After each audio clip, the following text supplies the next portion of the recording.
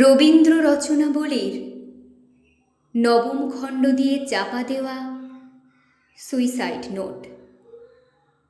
ছেলেকে লেখা। লিখে হাতে ব্লেড নিয়ে বাথরুমে ঢুকেছিলেন মাস্টার মশাই। দুপুরবেলা কাজের লোক দরজার তলা দিয়ে রক্ত আসছে দেখে চিৎকার করে ওঠে। ছেলেকে লেখা এই তার প্রথম এবং শেষ চিঠি।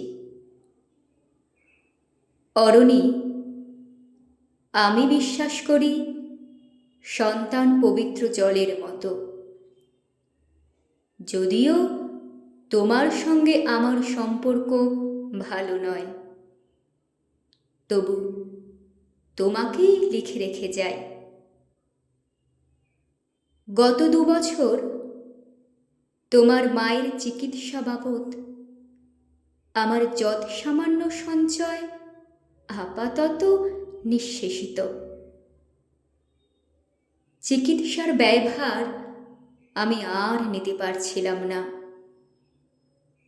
জীবনে তোমার টাকা ছুঁইনি, মরেও ছোঁব না।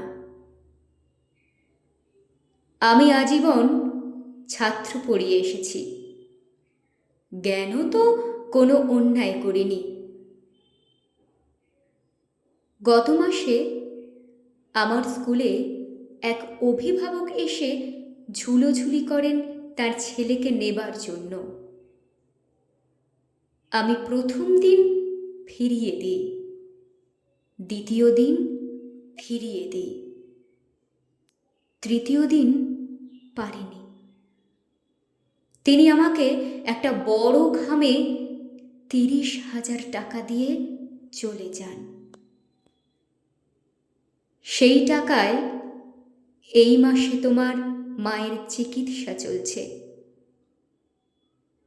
জানি না তিনি বাড়ি ফিরবেন কিনা কোনো দিন। ফিরলে বলো, পৃথিবীতে আমার বেঁচে থাকার অধিকার চলে গেছে। ইতি বাবা। যখন সারাটা দেশ দাঁড়িয়ে আছে টাকার উপর, তখন রবীন্দ্র রচনাবলী দিয়ে চাপা দেওয়া একটা সুইসাইড নোট। হাসপাতালে গাছের তলায় গা ছমছম করছিল। এগিয়ে গেলাম সাদা কাপড়ে ঢাকা মাস্টার মশাইয়ের দিকে, ওই একটু বেরিয়ে থাকা পা দুটোর দিকে। ওই একটু বেরিয়ে থাকা পা দুটি যেন ভারতবর্ষের শেষ মাটি।